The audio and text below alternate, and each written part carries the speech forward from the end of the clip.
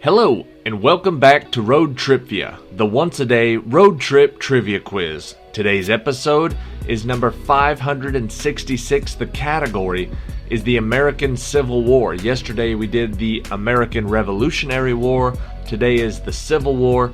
This will be 20 questions with a question 21 tiebreaker at the very end. Thank you for watching today. Good luck on today's quiz. Question 1. A war that lasted 4 years, cost the lives of more than 620,000 Americans, and freed 3.9 million enslaved people from bondage, officially started when Confederate soldiers attacked what fort in South Carolina on April 12, 1861?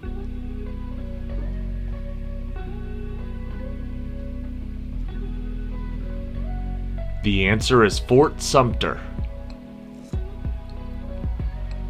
Question 2. Even though he was not even listed on the ballots in several of the slave states, what Republican presidential candidate won the 1860 United States presidential election and triggered declarations of secession by some of those states?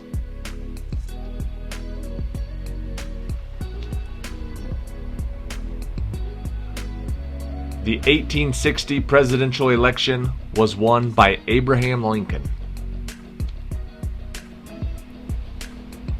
Question 3. After the new president was elected, but before he took office, how many states from the United States of America seceded from the Union and formed the Confederate States of America?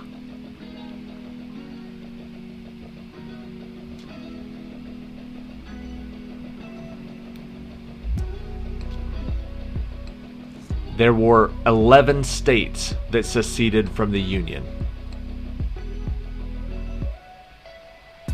Question number 4. President Lincoln proclaimed that it would officially be recognized as a state on June 20th, 1863. What is the only U.S. state that seceded from a U.S. state that seceded from the United States of America?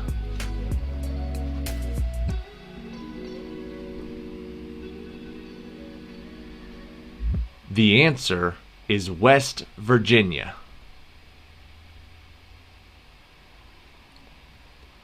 Question number 5. On September 17, 1862, in Sharpsburg, Maryland, General Lee and his army squared off against General McClellan's army in what battle, named after a local creek that would end up being the deadliest one-day battle in the entire war?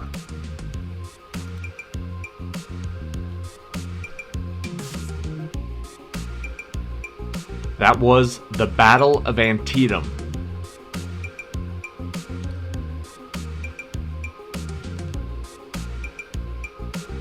Question 6. The Confederates had lost some 28,000 men, which was more than a third of Lee's army. At what battle that occurred on July 1st through July 3rd of 1863 that was the deadliest multi-day battle of the American Civil War?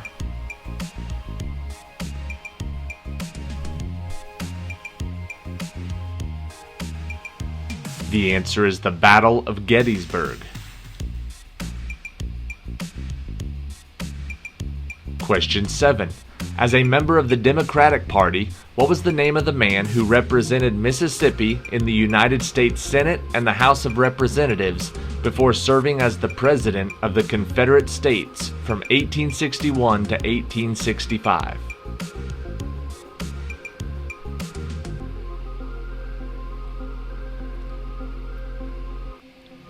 The answer is Jefferson Davis.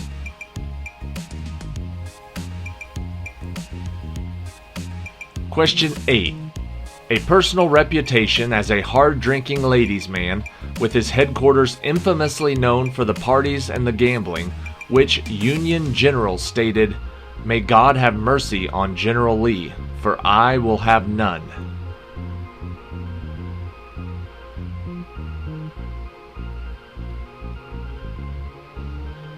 That fella's name was Joseph Hooker. Question 9. When it sank the Union's wooden ship, the USS Housatonic, on February 17, 1864, it became the first submarine in the world to successfully attack an enemy ship in combat. What was the name of this Confederate submarine?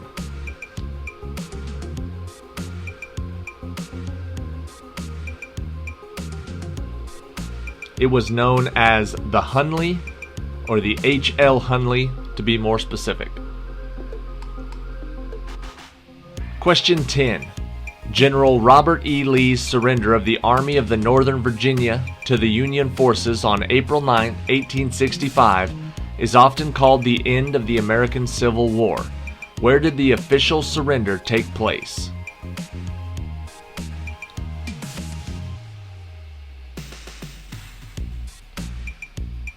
Robert E. Lee surrendered at Appomattox Courthouse.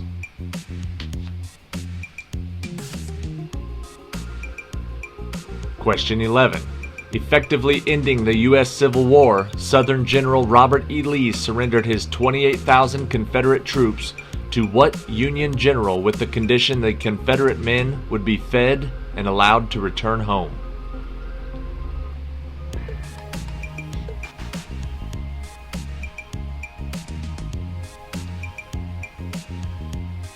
The answer is Ulysses S. Grant.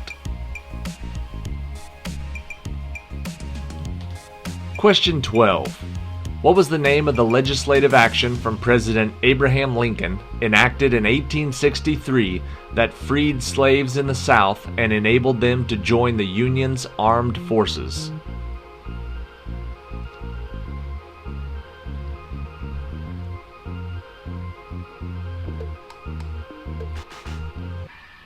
That little piece of legislation was known as the Emancipation Proclamation.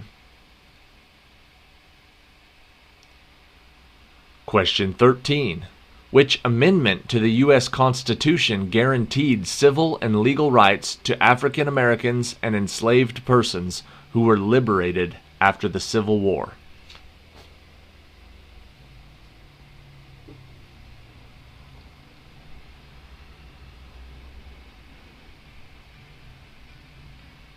The amendment that dealt with those issues is the 14th Amendment. Question 14. Making history and marking a revolution in naval warfare, on March 9, 1862, what two American ships engaged in a 4-hour close-range duel that became the first engagement between two ironclad warships in history?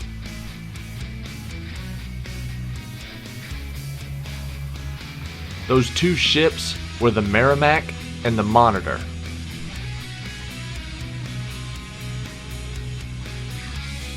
Question 15. After 4 years of war between the states, just 5 days after the surrender of General Robert E. Lee, what major tragedy fell upon the nation on April 14, 1865?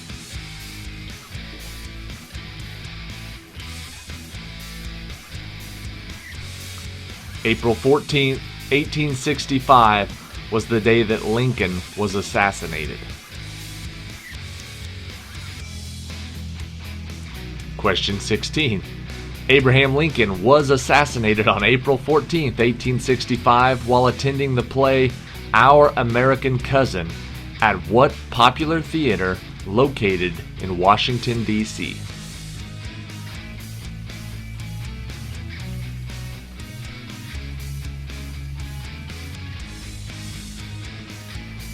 The answer is Ford's Theater.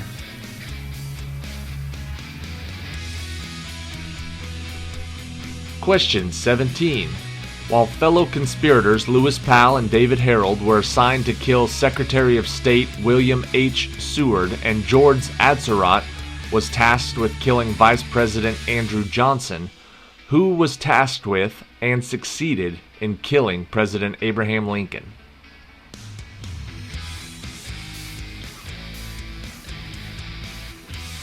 The answer is John Wilkes Booth. Question 18. Though the news traveled slowly, most of the country was aware that the war had ended. That didn't stop the last battle of the American Civil War, which occurred where? To be fought on May 13th, 1865, a month after the war ended.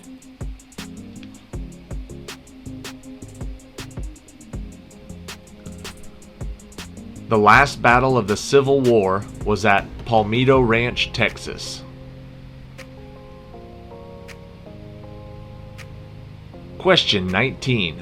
Prompting Confederate General Robert E. Lee to abandon Petersburg and Richmond, the loss at what battle on April 1st, 1865 is often referred to as the Waterloo of the Confederacy?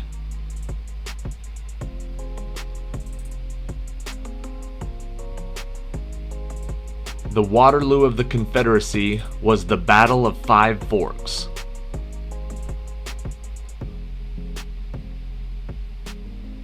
Question 20.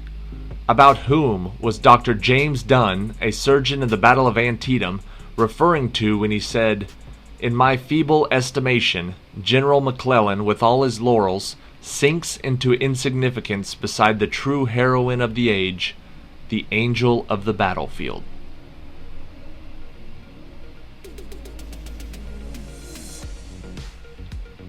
The angel of the battlefield was Clara Barton, who would go on to start the American Red Cross some 15 or 20 years after that.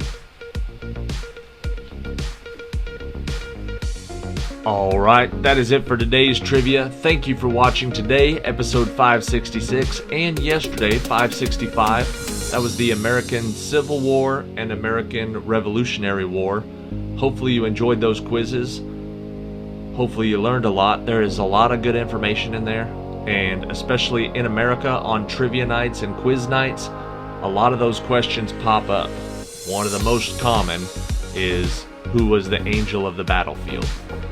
Clara Barton, the founder of the Red Cross, angel of the battlefield. Anyways, later this week we will be going into the regular quizzes, Brainy Tuesday tomorrow, and then another category. I'm trying to get a little bit ahead because this weekend from Thursday to Monday I will be hiking in the Scottish Highlands. I will not have my laptop. I will have my phone, but I probably won't have very good service, so I'm trying to get a couple of quizzes ahead. But if I fall behind this weekend, I will make it up first of next week, and we'll get caught back up and get on the right date. I think that's about it. Speaking of popular Civil War trivia questions, here's question 21, one you'll hear a lot. Question 21, the tiebreaker for today. After suffering a sword wound in April of 1865 during the Battle of Columbus, what Confederate officer's ensuing morphine addiction led him to experiment with various painkillers and toxins, which, in the end, led to his recipe that was later adapted to make Coca-Cola? It's kind of a long question, but which Confederate officer basically made the recipe and created Coca-Cola? Apparently, the original formula was just a little bit stronger than the kind we have today, if he made it by mixing morphine and various painkillers. The answer is John Stith Pemberton, or just John Pemberton, created Coca-Cola. And it all led from a wound he received during the American Civil War. That is pretty interesting. Anyways, hopefully you enjoyed today's quiz. Hopefully you learned something new. Thank you for watching.